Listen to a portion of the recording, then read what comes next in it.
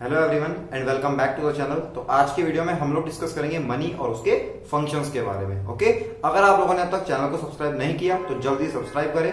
चलिए आज की वीडियो को शुरू करते हैं। देखिए, सबसे पहले हम डिस्कस करेंगे मनी के बारे में।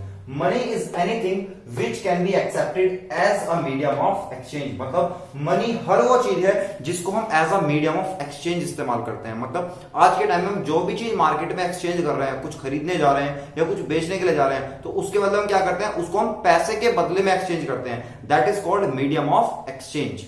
Money includes coins, paper note and plastic currency. Money के अंदर क्या क्या इंक्लूड होता है? Coins, paper note and plastic currency. देखो, कॉइन्स हमारे सिक्के जो होते हैं, पेपर नोट मतलब हमारी जो कागज वाली करेंसी है, और प्लास्टिक करेंसी मतलब जो हमारा डेबिट कार्ड होते हैं, इसको हम प्लास्टिक करेंसी बोलते हैं। ओके, अब देखिए मनी की कुछ स्पेशल पावर्स के बारे में पढ़ते हैं। Money has stable value. मतलब जो मनी की वैल्यू है वो क्या होती है? स्टेबल होती है। मतलब मनी की वैल्यू जो है वो रखे रखे घटेगी और बढ़ेगी नहीं। मनी की वैल्यू क्या होगी? स्टेबल रहेगी हमेशा। इसलिए हम मनी को exchange of medium of exchange मानते हैं। आगे, money has legal tender power. Money के पास लीगल टेंडर पावर है। मतलब जो मनी है अगर उसका डीमोनेटाइजेशन ना हो तब तक उसके पास लीगल टेंडर पावर रहती है। जैसे अभी 500 और 1000 के नोट बंद हुए थे, उनकी लीगल टेंडर पावर खत्म हो चुकी। लेकिन जो हमारे पास नॉर्मल करेंसी है उसके पास लीगल टेंडर पावर होती है। मतलब उसको हम इजिली एक्सचेंज के लिए इस्तेमाल कर सकते हैं। आगे देखिए, money is generally acceptable by everyone. मतलब मनी को as a medium of exchange हर कोई इजिली एक्सेप्ट कर सकता है। कोई उसको as a source of medium मतलब सोर्स ऑफ एक्सचेंज आप उसको डिनाई नहीं कर सकते। तो इसे बोलते हैं मीडियम ऑफ एक्सचेंज। ओके, तो ये तीन पावर्स है मनी के पास जिसकी वजह से हम उसको as a source of medium of exchange इस्तेमाल करते हैं। ओके, चलिए क्लास, अब हम लोग डिस्कस करते हैं मनी के फंक्शंस के बारे में। देखिए, तो मनी के दो तरह के फंक्शन है। सबसे पहले आता है प्राइमरी फंक्शन। तो प्राइमरी फंक्शन में सबसे पहला पार्ट आता है हमारा मीडियम ऑफ एक्सचेंज। मतलब मनी को हम लोग मीडियम ऑफ एक्सचेंज की तरह इस्तेमाल करते हैं। क्यों करते हैं? क्योंकि देखो, आज के टाइम में अगर कोई भी चीज खरीदने के लिए जा रहे हैं या बेचने के लिए जा रहे हैं तो उसके बदले हम क्या करते हैं? मनी का एक्सचेंज करते हैं। तो money is the medium of exchange for every commodity. अब मनी ने जो पहले बार्टर सिस्टम में डबल कोइंसिडेंस ऑफ बॉन्ड्स की प्रॉब्लम थी उसको सॉल्व कर दिया। क्यों? क्योंकि आज के टाइम में देखो, हमें उस पर्सन को ढूंढने की जरूरत नहीं पड़ेगी जिसको हमारी कमोडिटी की जरूरत हो और उसके पास हमारी जरूरत का सामान भी अवेलेबल हो। तो हमें डबल कोइंसिडेंस ऑफ बॉन्ड्स की जो प्रॉब्लम थी उसको सॉल्व कर दिया मनी ने। ओके, मनी ने क्या किया, जो एक्सचेंज मैकेनिज्म था गुड्स को एक्सचेंज करने का, उसको थोड़ा सा इजी और सिंपल कर दिया। आगे देखिए, मेजर ऑफ वैल्यू। मतलब आज के टाइम में हम हर किसी चीज को मनी के टर्म्स में मेजर कर सकते हैं, लेकिन बार्टर सिस्टम में हमारे पास किसी भी चीज को एक कॉमन मेजर वैल्यू में डिफाइन करने की हमारे पास कोई भी यूनिट अवेलेबल नहीं थी। लेकिन आज के टाइम में हम किसी भी कमोडिटी की मॉनेटरी वैल्यू को इजिली फाइंड आउट कर सकते हैं। तो मनी को मेजर ऑफ वैल्यू भी बोला जाता है। आगे देखिए, सेकेंडरी फंक्शन की बात करते हैं। तो सेकेंडरी फंक्शन में हमारा सबसे पहला फंक्शन आता है स्टैंडर्ड फॉर डेफर्ड पेमेंट। मतलब डेफर्ड पेमेंट्स क्या होती हैं? जो हम फ्यूचर की पेमेंट्स करते हैं, तो फ्यूचर पेमेंट को डेफर्ड पेमेंट बोलते हैं। अब बार्टर सिस्टम में जो था कि हम लोग फ्यूचर की पेमेंट्स को इजीली नहीं कर सकते थे क्योंकि गुड्स की सेम क्वालिटी मेंटेन करना बहुत मुश्किल था। लेकिन मनी की टर्म्स में हम लोग फ्यूचर पेमेंट्स को इजीली कर सकते हैं। मनी ने लैंडिंग और बोरोइंग दोनों ऑपरेशंस को थोड़ा सिंपल कर दिया। क्यों? क्योंकि अब पैसा हम इजीली ले भी सकते हैं और पैसा इजीली किसी को दे भी सकते हैं। लेकिन गुड्स में ये चीज पॉसिबल नहीं थी। तो बार्टर सिस्टम की इस प्रॉब्लम को यहां पर मनी ने सॉल्व कर दिया। ओके, आगे देखो, store of value. Store of value का मतलब क्या होता है? हर इंडिविजुअल चाहता है कि मैं अपनी इनकम का कुछ पार्ट बचा कर रखूं ताकि उसको फ्यूचर में इस्तेमाल किया जा सके। लेकिन बार्टर सिस्टम में ये चीज पॉसिबल नहीं थी। हमने पहले भी पढ़ा था। क्यों? क्योंकि अगर आप लोग गुड्स को ज्यादा लंबे समय तक स्टोर करके रखोगे तो क्या होगा, वो अकॉर्डिंग टू टाइम खराब हो सकते हैं। लेकिन मनी के साथ में ऐसी कोई भी प्रॉब्लम नहीं है क्योंकि मनी को हम इजिली स्टोर करके रख सकते हैं फ्यूचर नीड्स के लिए। ओके, आगे देखिए, transfer of value.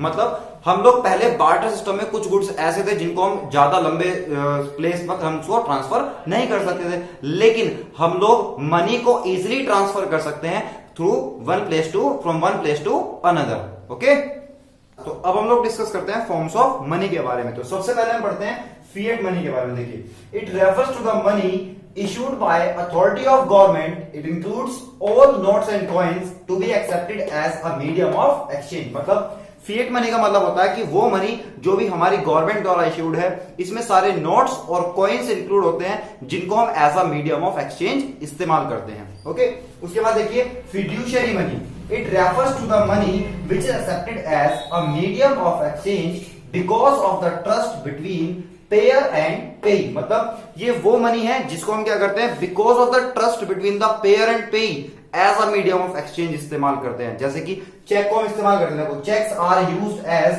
A means of payment, मतलब हम चेक को इस्तेमाल करते हैं मींस ऑफ पेमेंट के लिए। क्यों? Because of the trust between the payer and पे। ये इसकी मेन कंडीशन है फिड्यूशियरी मनी की, ट्रस्ट ऑफ पेयर एंड पे।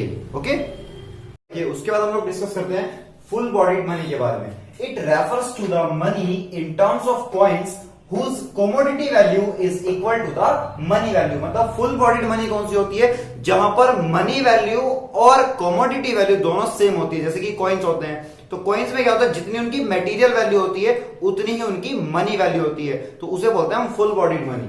आगे देखिए credit money, it refers to the money whose monetary value is more than commodity value. मतलब जहां पर money value is more than commodity value होता है, मतलब जहां पर मनी वैल्यू ज्यादा होगी और कॉमोडिटी वैल्यू कम होगी, तो उसे बोलते हैं हम क्रेडिट मनी। जैसे कि एग्जांपल लिया आपने 2000 नोट, यानी कि 2000 रुपए का नोट है, तो उसको जो बनाने में आने वाली कॉस्ट है, उसकी कॉमोडिटी वैल्यू है वो कम होगी, और जो उसकी मॉनेटरी वैल्यू है 2000, यानी कि जो उसकी कॉमोडिटी वैल्यू है वो कम होती है और जो उसकी मॉनेटरी वैल्यू हो तो एक्चुअल में बहुत ज्यादा होती है, तो इसे बोलते हैं हम क्या, क्रेडिट मनी। ओके, प्लस अब हम लोग डिस्कस करते हैं सप्लाई ऑफ मनी के बारे में। देखिए, तो सप्लाई ऑफ मनी क्या है, supply of money is a stock concept. It refers to the total stock of money held by the people of a country at a particular point of time। मतलब supply of money क्या है, जो पैसा country के लोगों के पास at a particular point of time पर है उसे बोलते हैं सप्लाई ऑफ मनी। इसे स्टॉक कंसेप्ट बोला जाता है। क्यों बोला जाता है स्टॉक कंसेप्ट, क्योंकि देखो at a particular point of time की बात हो रही है, यानी कि जब भी कोई चीज हम पॉइंट ऑफ टाइम पर मेजर करते हैं कि इस पर्टिकुलर डेट पर या इस पर्टिकुलर टाइम पर हमारे पास कितनी मनी सप्लाई है, तो वो क्या है, वो स्टॉक कंसेप्ट बन जाता है। ओके, उसके बाद देखिए, it does not include the money held by the suppliers of money, यानी कि इसमें वो पैसा इंक्लूड नहीं होगा जो सप्लायर्स ऑफ मनी के पास होता है। मतलब जैसे कि गवर्नमेंट है and the banking system of a country, यानी कि जो भी गवर्नमेंट के पास या बैंकिंग सिस्टम के पास जो भी पैसा होता है, मतलब जो सप्लायर्स ऑफ मनी होते हैं, ये पैसा इनका इंक्लूड नहीं होता मनी सप्लाई के अंदर। ओके, देखो नाम तो इसका सप्लाई है, लेकिन ये क्या है, ये एक स्टॉक कंसेप्ट है। स्टॉक कंसेप्ट क्यों है, क्योंकि पर्टिकुलर पॉइंट ऑफ टाइम पर मेजर हो रहा है, और हम लोग इसमें वो पैसा इंक्लूड नहीं करते जो भी सप्लायर्स ऑफ मनी के पास होता है। ओके, अब हम लोग डिस्कस करते हैं मेजर्स ऑफ मनी सप्लाई के बारे में। देखिए, तो मेजर्स ऑफ मनी सप्लाई हमारे पास 4 तरह के हैं, M1, M2, M3 and M4। तो सबसे पहले हम M1 का फॉर्मूला पढ़ते हैं। देखिए, M1 का फॉर्मूला क्या है, C plus DD plus OD। C का मतलब क्या है, करेंसी हेल्ड बाय पब्लिक, यानी कि जितना पैसा पब्लिक के हाथ में है। Demand deposits with commercial bank, यानी कि कमर्शियल बैंक के पास कितने डिमांड डिपॉजिट्स हैं। अदर डिपॉजिट्स विद RBI, यानी कि RBI के पास कितने हमारे अदर डिपॉजिट्स हैं। फिर बात करते हैं M2 की। देखिए, M2 का फॉर्मूला क्या है, M1 plus deposits with post office saving bank account, यानी कि M1 प्लस और वो डिपॉजिट्स जो पोस्ट ऑफिस के पास सेविंग बैंक में है। तीसरा है M3, यानी कि M1 plus net time deposits with commercial bank, यानी कि कमर्शियल बैंक के पास जो नेट टाइम डिपॉजिट्स है उनको अगर M1 में ऐड करते हैं तो M3 आ जाता है। फिर बात करते हैं M4 की। M4 का मतलब है M3 plus total deposits with post office, यानी कि पोस्ट ऑफिस के पास जितने भी टोटल डिपॉजिट्स हैं अगर उसमें M3 को ऐड कर दे तो M4 आ जाता है। ओके, अब देखिए M1 और M2 हमारे नैरो कंपोनेंट्स हैं और M3 और M4 हमारे ब्रॉड मनी कंपोनेंट्स हैं। ओके, तो M1 और M2 हम क्या बोलते हैं, नैरो मनी बोलते हैं, और M3 और M4 को बोलते हैं हम ब्रॉड मनी। ओके, तो ये था हमारा सप्लाई ऑफ मनी का कंसेप्ट। अगर आप लोगों को ये वीडियो पसंद आई तो वीडियो को लाइक करें, शेयर करें और चैनल को सब्सक्राइब करें। धन्यवाद।